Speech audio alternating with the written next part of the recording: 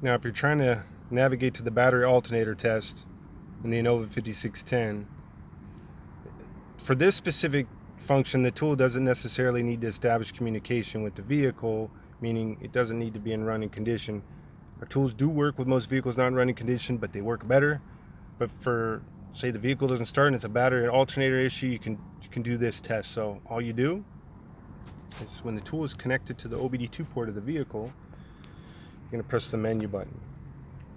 Then you're just going to go down to battery alternator test. Now, one thing I would like to mention that I should said first is the tool does use batteries, but that's not how it connects to the vehicle. That batteries are accessories. If you're not at a vehicle, you can pop batteries in to look at the last 3 vehicles you scan. It holds it in its memory.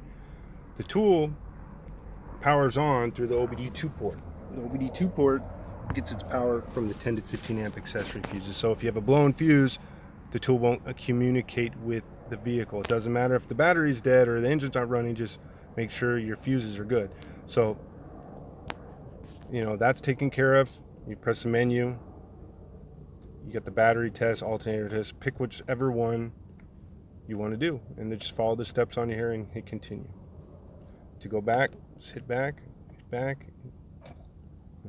hit any hotkey to go any other main screen you'd like.